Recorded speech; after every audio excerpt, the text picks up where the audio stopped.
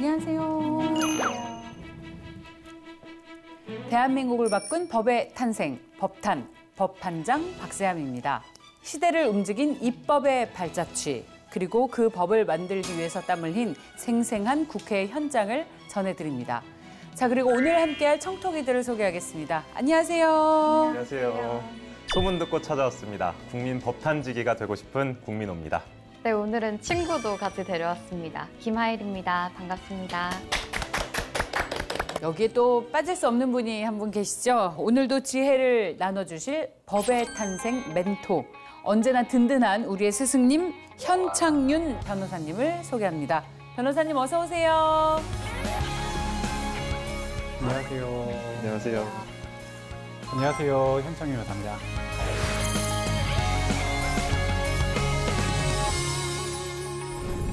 자, 오늘 제가 가지고 온 법은요. 바로 이 소리부터 시작합니다. 응? 전화네? 어디지? 응? 자, 1983년 6월 11일 서울 중구청 근처의 옥탑방에서 처음 문을 열게 된 이곳에 한 대의 전화기가 놓입니다.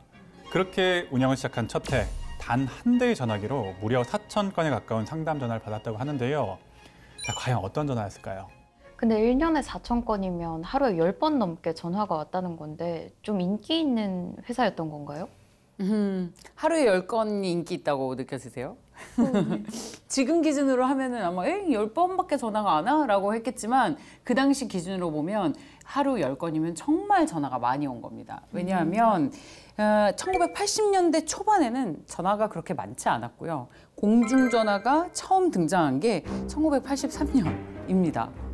맞습니다. 이때 당시는 전화기도 사실은 흔하지 않던 시대였는데 그 흔하지 않은 전화기를 이용해서 4,000명이 넘는 분들이 상담 전화를 줬던 거예요. 자, 이곳의 이름은 바로 한국 여성의 전화.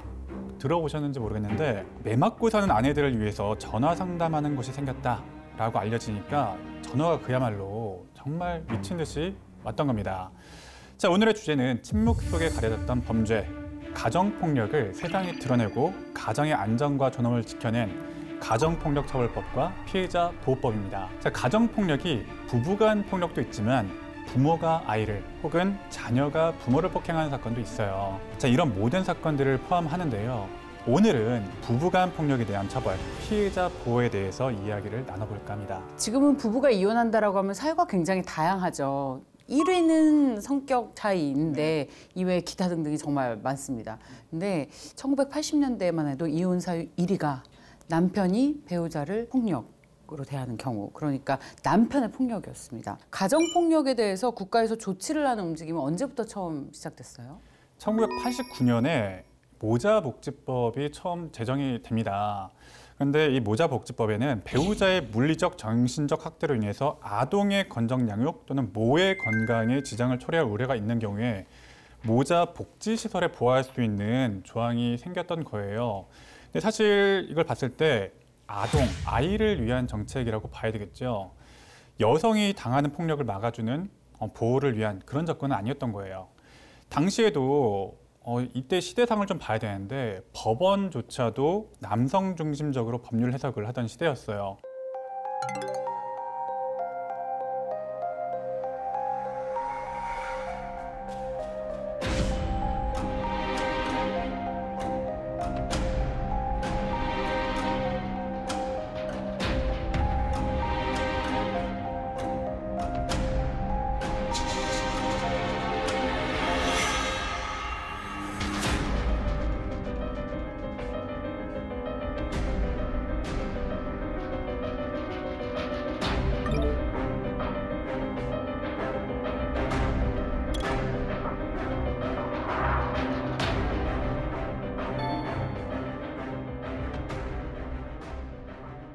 안녕하세요.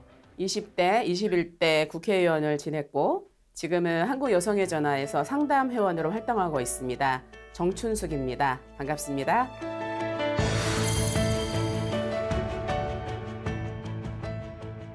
사실은 우리가 이제 생각해보면 내가 성폭력 피해를 당할 뻔해서 굉장히 강하게 저항한 거죠. 그랬더니 또 강하게 저항했다고 해서 감옥에 보내는 거예요.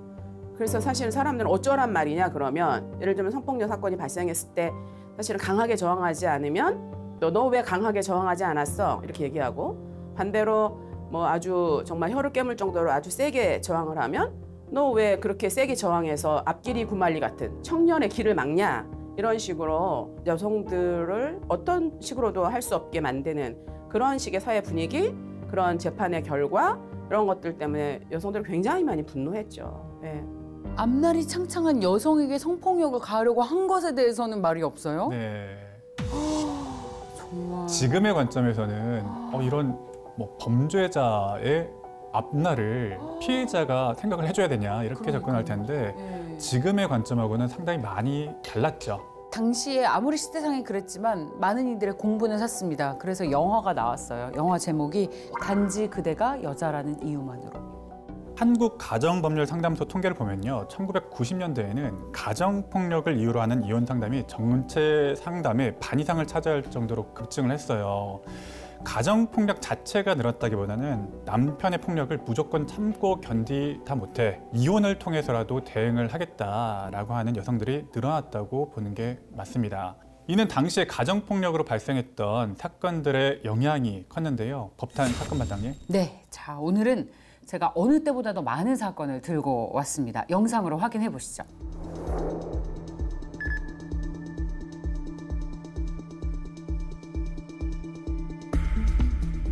(1980년대에는) 가정폭력에 대한 정식 통계가 없을 만큼 흔하거나 숨겨져 왔던 아픈 가정사였습니다. 하지만 폭행 피해자가 가해자를 살해하는 사건이 연이어 알려지기 시작합니다. 1991년 2월 사건 현장에는 임신 4개월이던 아내와 이미 사망한 남편이 발견됐습니다.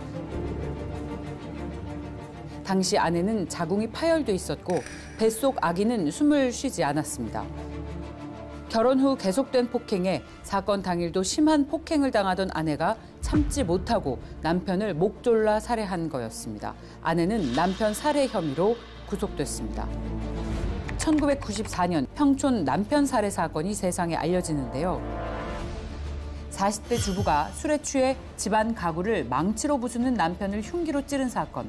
그 이면에는 결혼 생활 23년간 줄곧 남편에게 매를 맞아온 아내의 사연이 있었습니다. 직장에서는 15년 근속에 표창장도 여러 번 받은 모범 사원인 남편이 집안에 월급 봉투를 건넨 적은 단 한 번도 없었습니다.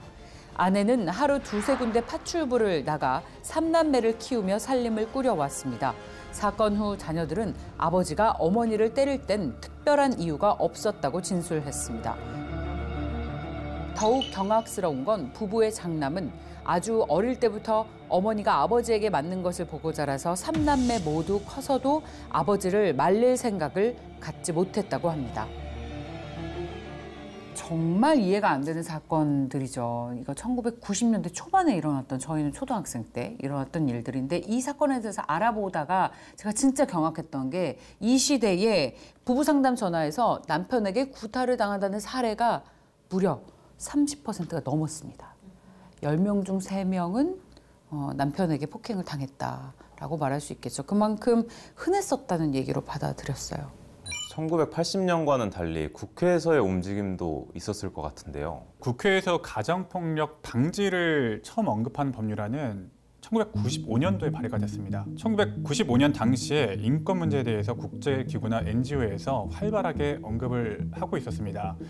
이후 여성 인권과 관련된 정책들이 세계적으로 확산이 됐고 우리나라도 그 영향을 받았습니다. 김영삼 정부의 기조가 세계화였거든요. 여성의 사회 참여 확대 방안 10대 과제의 일환으로 1995년 여성 정책에 관한 최초의 기본법인 여성발전기본법이 제정됩니다. 이때 가정폭력이 최초로 언급이 되었죠. 자, 이때를 기점으로 국회에도 변화가 일어나는데요. 바로 여성정책의 기본계획을 수립하고 시행을 총괄하는 전담부처가 필요하다라는 요청이었습니다. 여성 전담부처라면 여성가족부네요. 여성부. 지금은 성평등가족부로 이름이 바뀌었는데 1990년대부터 논의가 시작된 거였군요. 사실 국회에서 여성부의 설치 논의는 1989년부터 등장했는데요. 정부 조직이 기능별로 구성되어 있기 때문에 성별에 의한 부처의 구성이 좀 어려웠어요. 그리고 보건복지부와 기능적으로 좀 겹친다는 의견이 좀 있었고요. 그래서 논의 와중에 사회에 경종을 울리는 사건이 일어나게 됩니다. 1996년 5월 아내가 남편을 살해한 사건이 발생합니다. 하지만 며칠 뒤 가해자가 바뀝니다. 바로 아내의 어머니, 장모가 사위를 살해한 겁니다.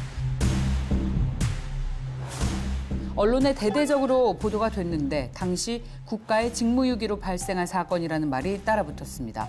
사위는 전과 18범.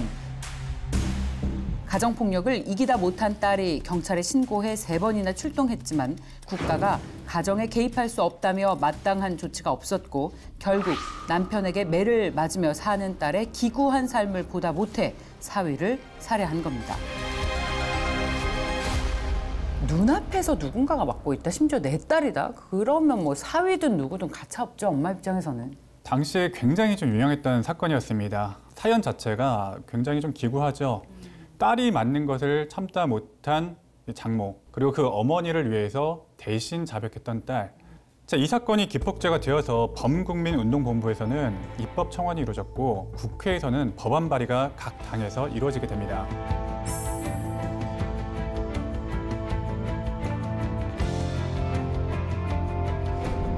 안녕하세요. 15대 국회에서 가정폭력방지법을 발의한 신낙균입니다. 저는 15대의 국회에 들어가게 되면서 이 문제를 심각하게 본 겁니다. 가정폭력은 여성의 인격을 존중하지 않는 인권 침해로 사회 범죄라고 주장을 했고, 가정폭력이 집 안에서 이루어지니까 아이들이, 자녀들이 학습하고 그러므로 사회의 폭력으로 확대 재생산까지 되는 그런 사회 문제가 이르는 심각한 문제로 저는 이 문제를 주장하면서 제가 15대 국회에 들어가게 되면서 4월 총선에서 이 법을 공약으로 내세웠고 그리고 국회의원이 되면서 이 법안을 발의하는 것을 진행하게 되었던 것입니다.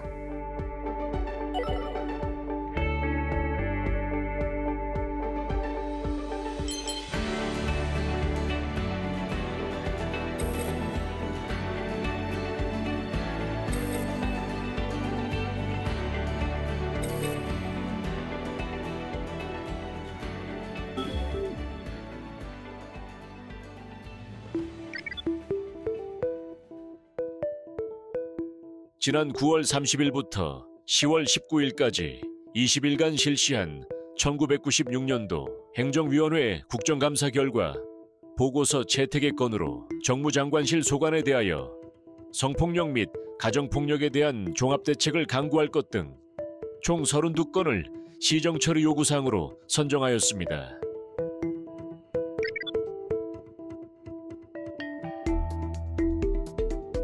가정폭력방지법안 3개가 계류되어 있습니다. 이것을 조속히 상정이라도 하고 검토 보고라도 해서 소위원회에 회부되도록 해야 합니다.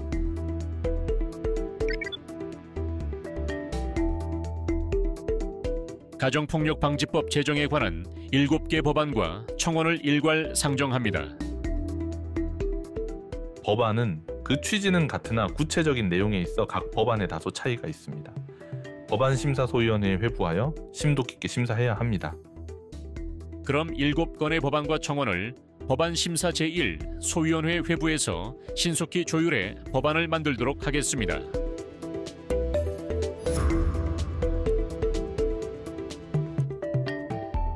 본회의까지는 못 갔지만 여야 모두가 법의 필요성에 대해서 공감한 건 정말 다행이에요. 당시 눈여겨볼 점이요.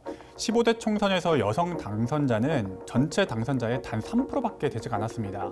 하지만 적은 수라도 전국구 여성 의원들이 가정폭력 사태를 입법화하는 데 비중 있는 역할을 해냈고 여기에 여성계와 여성의원들의 협력이 큰 작용을 했다고 볼 수가 있습니다. 15대 총선이 1996년에 이루어졌는데 이때 전국 단위 선거 중에 여성 유권자 비중이 절반을 넘었습니다. 50%를 넘었어요. 그만큼 이때부터 여성들의 눈과 소리가 커졌다고 볼 수 있겠죠. 1997년 15대 대통령 선거에서도 가정폭력에 대한 법제화를 요구하는 목소리들이 커졌어요. 이에 대한 논의가 뜨거웠는데요. 특히 선거 한 달 전인 97년 11월 대선 후보들을 초청해 여성정책 토론회가 개최가 되는데요. 이 토론회 직후 법제화가 급물살을 타게 됩니다.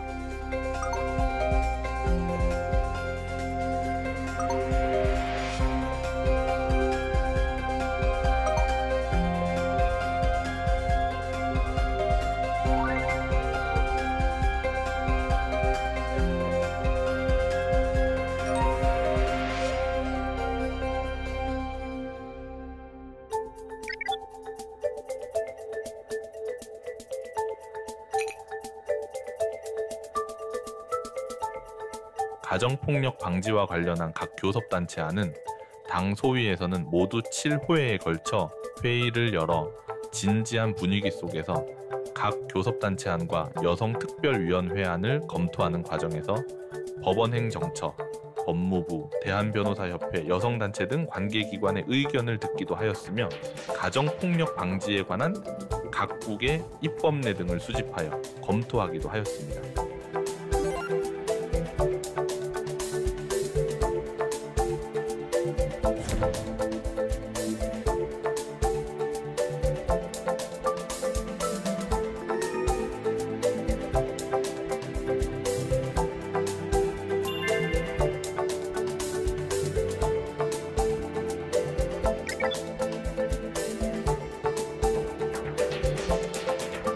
이 가정폭력범죄의 처벌에 관한 법률은 특례법은 금년 7월 1일부터 시행됩니다.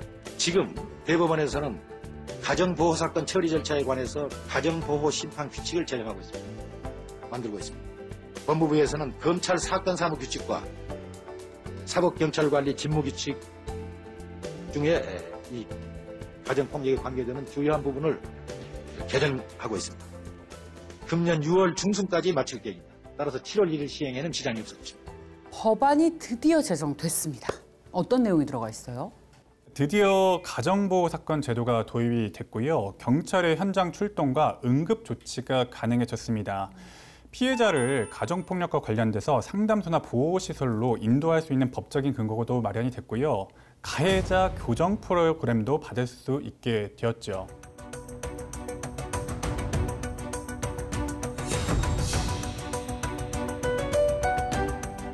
안녕하십니까. 국회 입법조사처에서 입법조사 연구관으로 근무하고 있는 허민숙입니다.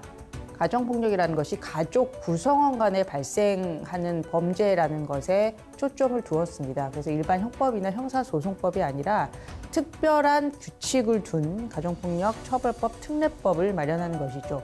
즉 대부분의 경우 피해자들은 경제적인 이유로 가해자와 결별하기가 쉽지 아니하고 또 지금 당장의 폭력을 멈추는 것이 목적인 것이지 가정을 해체한다거나 이혼을 원하는 것이 아닌 그 피해자들도 있기 때문에 그렇다면 경찰이 즉시 개입하되 절차는 보호처분 등의 다른 방식으로 다스리는 그러한 것을 규율한 것이 가정폭력처벌법이 특례법으로 도입된 이유입니다.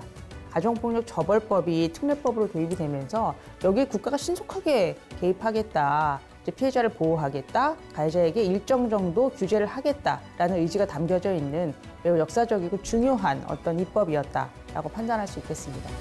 근데 처벌 규정이 강력하다는 느낌보다는 뭔가 약하다, 용서 여지를 좀 준다 이런 느낌이 있는데 왜 그런 건가요? 맞습니다. 사실 이 가정폭력방지법에서 형사법적으로 더 엄격하게 처벌하고 있지는 않아요, 사실. 가정폭력방지법의 정책 방향에 있어서 가정의 보호와 피해자의 인권 보호를 어떻게 조화시킬 수 있는가에 대해서는 당시에도 사실 지금도 많은 쟁점이 있어요. 하지만 강력한 형사처벌 위주로 대응하게 되면 피해자들이 오히려 가정폭력의 신고를 좀 주저하게 될 수도 있다라는 우려가 좀 있었습니다. 가정에 대한 어떤 사회복지적인 지원이 사실 매우 열악한 상황이었거든요. 그런 상황에서 가해자의 처벌만을 우선하게 되면 사실 남겨진 가족, 피해자나 그 자녀들 이런 분들 같은 경우에는 경제적으로 상당히 좀 생계가 취약해질 위험이 있었거든요. 그러면 이런 점들이 역으로 말했을 때 가정폭력 사건에 있어서 국가의 개입을 좀 주저하게 만들고 또 실제로 신고까지 가는데도 피해자들 입장에서 조금 주저하게 만드는 좀 요인이 될 수 있다라는 비판이 있었던 거죠. 결국 처벌 위주의 법은 실효성이 없다라는 의견이 매우 컸습니다. 하지만 가정폭력의 경우 재범률이 좀 높다고 들었는데 좀 처벌이 약해서 그런 건 아닐까요? 그런 비판도 분명히 있는데요. 이 특례법 안에 가해자의 상담과 치료 명령과 같은 교정 내용이 들어가 있어요. 이게 다른 범죄에 비해서 상당히 좀 중요하게 여겨지고 있습니다. 가정폭력의 가해자들이 폭력이 심각해서 검찰과 법원을 거쳐 가서 처벌을 받게 되더라도 별일 아니다. 이게 사실은 내 잘못이 아니다라고 생각하는 경우가 많았어요. 맞을만 해서 맞았지, 맞을만 해서 때렸지 라고 생각하는 경향이 많았는데 이렇게 원인을 피해자 쪽으로 돌리고 가해자는 뉘우치지 않는다면 사실 교정되는 효과가 많이 떨어지게 되죠. 이런 가해자들의 인식을 바꿔놔야 재발을 막을 수 있다라는 게 당시의 입법 취지였습니다.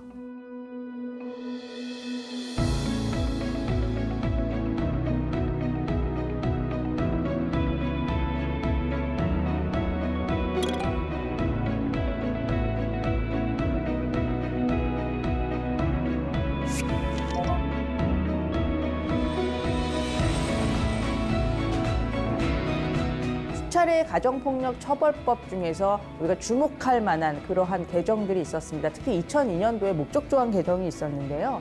그전에는 건강한 가정을 가꾸며 그리고 가정의 안정과 평화를 회복한다. 이런 것들이 그 목적조항의 전부였습니다. 그런데 2002년도에 피해자와 그 가정 구성원의 인권을 보호함을 목적으로 한다는 대단히 중요한 대목이 이 법의 목적조항으로 명시된 것이죠. 2021년도에는 접근금지, 임시조치 이것들을 위반했을 때 그 전에는 과태료 처분에 불과했습니다. 그 형이 무겁지 않았던 것이죠. 그러나 2021년도에 접근금지를 위반한 경우에 징역형이나 벌금형, 무섭게 다스리겠다. 이런 법 개정도 피해자를 보호하는 데 있어서 진일보한 개정이라고 평가할 수 있습니다. 피해자 보호 측면에서도 어떤 직접적인 보호 내용도 추가돼야 될 것 같은데 이런 부분 좀 보완됐어요? 네. 초기에는 피해자가 이 직접 법원에 보호 처분을 신청할 수가 없었습니다. 2011년에 개정되면서 피해자가 가해자의 처벌 여부와 무관하게 직접 법원에 격리나 접근금지 또 친권 제한을 청구할 수가 있게 되었고요. 또 전기통신을 이용한 접근금지도 추가됐어요. 격리가 됐더라도 문자나 전화 등으로 괴롭히는 경우가 굉장히 좀 많았거든요. 이런 것도 금지하는 청구를 좀 할 수가 있게 되었습니다. 특히 긴급 임시조치가 무척 강화됐는데요. 가정폭력을 당했다고 신고가 들어가면 상대방을 가정에서 즉시 분리조치를 하고 긴급격리, 접근금지 신청을 바로 할 수가 있게 됐어요. 이게 굉장히 중요한데 이때 즉시 가정에서 퇴거해야 돼요. 이게 실무적으로 굉장히 중요한 의미를 갖고 있는데 기존에는 그 가정폭력에 못 이겨서 그 아내가 집에서 가출하는 사태가 발생하기도 했는데 이제는 오히려 긴급 임시 조치를 통해서 폭력을 행사한 가해자를 집에서 퇴거할 수 있게 임시 조치가 가능하게 된 겁니다. 이렇게 가정에서 퇴거가 되게 된 경우에는요, 접근 금지 조치가 해제될 때까지 못 들어가요. 만약 들어가면 임시 조치 위반이라고 또 별개의 죄가 추가가 되게 됩니다. 스마트워치도 도입됐다고 들었는데 맞나요? 역시 우리 법탄 학생들은 자료 조사가 철저합니다.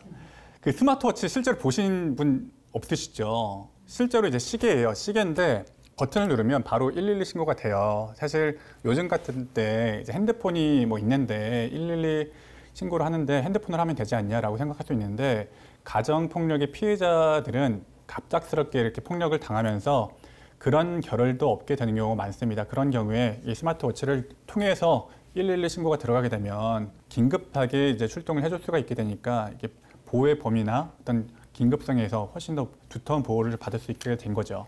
이렇게 2018년 이후에는 고위험 피해자들에게 이 스마트워치도 제공을 하고 지능형 CCTV 설치도 이루어지고 있습니다. 그럼 혹시 다른 나라들은 어떤가요? 가정폭력 처벌법이 더 빨리 이루어졌을 것 같은데. 사실 꼭 그렇지만도 않은 게요. 미국 플로리다주가 1992년 통합가정폭력법원이 최초로 설치가 됐고요. 뉴질랜드가 1995년으로 조금 빨랐죠. 또 스웨덴, 대만은 1998년, 영국은 1999년, 일본은 2001년 배우자로부터 폭력 방지 및 피해자 등에 관한 법률이 제정이 됐습니다. 가정이 폭력의 은신처가 된다라는 말이 있었어요. 옛날에는 그만큼 가정폭력을 당하면 오히려 가정 안에서 쉬쉬하고 숨겼던 상황을 설명하는 말인 것 같은데요. 이제는 가정이 폭력의 은신처가 아니라 사랑과 돌봄의 공간으로 바뀌는 그런 과정을 함께 바라봤습니다. 자, 오늘 얘기 들은 소감 어떠셨어요? 가정폭력이 이렇게까지 많았었다는 것도 너무 놀랐고 사실 너무 말도 안 되는 이야기잖아요. 근데 너무 많았구나라는 생각이 들어서 놀라웠고 이제는 그런 일이 정말 이런 법들을 통해서 없어졌으면 좋겠다 이런 생각이 들었습니다. 저도 가정폭력을 이제 극복하기 어떻게 보면 가정에서 진짜 쉬쉬하기 바빴던 그런 것들이 많았다고 이제 생각이 들었는데요. 그걸 이제 극복하기 위한 많은 노력들이 있었구나라는 걸 오늘 느끼게 됐습니다. 사실 가정 내에서 일어나는 일에 대해서 어떻게 법으로 재단한다는 게 상당히 어렵고 애매한 일이 좀 많습니다. 그럼에도 불구하고 가정 내에서 발생하는 일들에 대해서 어떤 가정 보호도 좀 중시하면서 그에 대해서 피해자 보호도 같이 좀 꾀하려고 하는 이 법의 개정을 위해서 정말 여러 차례 개정이 됐고요. 수십 차례 개정을 거치면서 현재까지 좀 왔던 것 같아요. 특히 최근에는 이제 임시보호 조치라든가 어떤 즉시 피해자를 보호할 수 있는 조치들이 많이 개선이 되었거든요. 이렇게 국회가 계속해서 끊임없이 노력하고 있다는 거 이제 국민분들도 좀 알아주시면 좋을 것 같습니다. 사적인 일이 아닌 사회적 범죄로서 다뤄진 가정폭력에 대해서 살펴봤습니다. 피해자 보호와 또 재발 방지를 위한 안전망이 더욱 시급합니다. 오늘의 대한민국을 바꾼 법의 탄생은 가정폭력 예방 및 피해자 보호에 관한 법률과 가정폭력 범죄 처벌 등에 관한 특례법이었습니다. 보이지 않는 곳에서 대한민국의 법을 수호하며 국민의 삶을 위해 노력하는 국회가 함께하기에 가능했던 순간들의 기록. 대한민국을 바꾼 법의 탄생. 모두의 내일이 달라질 때까지 법의 길로 전진!